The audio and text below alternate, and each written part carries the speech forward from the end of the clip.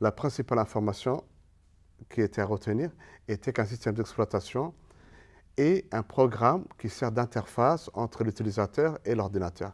C'est-à-dire un programme qui permet de traduire la volonté de l'utilisateur en langage machine et les réponses de l'ordinateur en langage compréhensible par l'utilisateur. Nous allons poursuivre sur les systèmes d'exploitation. Le système d'exploitation sert également d'interface ou d'intermédiaire entre l'ensemble des logiciels et l'ordinateur. C'est-à-dire que les logiciels souhaitant donc, c'est-à-dire que l'ensemble des logiciels, pour faire leurs tâches, leurs travaux respectifs, ont besoin de systèmes d'exploitation. Autrement dit, un logiciel ne peut jamais fonctionner ou être installé sur un ordinateur si celui-ci n'est pas équipé du système d'exploitation approprié. On dit qu'un logiciel est créé pour un système d'exploitation donné et non pour un ordinateur donné. Un système d'exploitation est également un programme qui sert d'intermédiaire entre l'ensemble des logiciels et l'ordinateur. Le système d'exploitation est un programme qui contrôle et coordonne directement l'ensemble des composants de l'ordinateur, c'est-à-dire le disque dur, la mémoire vive, le microprocesseur, ainsi que l'ensemble des périphériques qui y sont rattachés, c'est-à-dire le clavier, la souris, le scanner, l'imprimante, les haut-parleurs, etc. Donc l'ensemble de ces matériels est complètement contrôlé et coordonné par le système d'exploitation. Si un logiciel a besoin d'utiliser le clavier ou a besoin d'afficher des informations à l'écran, il passe par le système d'exploitation qui va lui allouer la ressource, donc l'écran ou le clavier.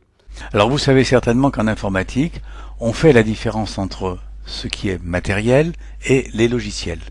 Le matériel, c'est-à-dire ce qu'on appelle communément le hardware, c'est la partie physique de l'ordinateur. C'est-à-dire c'est ce qu'on peut voir, ce qu'on peut toucher. L'unité centrale, l'écran, le clavier, la souris, les imprimantes, etc. Tout ce qu'on peut installer autour de son ordinateur. Et puis de l'autre côté, il y a les logiciels, ça c'est ce que l'on ne voit pas, ce qu'on appelle le software, et qui représente tout ce qui est virtuel, c'est-à-dire tout ce qui n'est pas physique. C'est l'ensemble des programmes qu'on a installés sur son ordinateur et que l'on a enregistrés, comme on l'a vu, sur le disque dur de l'ordinateur et qui vont maintenant pouvoir donner des directives au processeur pour faire fonctionner la machine. Quand on allume son ordinateur, qu'est-ce qui se passe? On voit sur son écran apparaître divers éléments, comme des fenêtres qui contiennent des informations, qui contiennent des images, on entend aussi des sons éventuellement qui sortent des haut-parleurs quand on les a allumés, etc. Eh bien, comme je vous l'ai dit, pour que cette situation apparaisse, il est nécessaire que des directives aient été données à l'ordinateur. Eh bien, ces directives, elles sont fournies par un élément de base, mais indispensable, totalement indispensable, qu'on appelle le système d'exploitation. On l'appelle aussi l'OS, qui veut dire en anglais Operating System. Ce mot, on l'utilise plus souvent que le mot système d'exploitation, parce que c'est plus rapide, plus facile.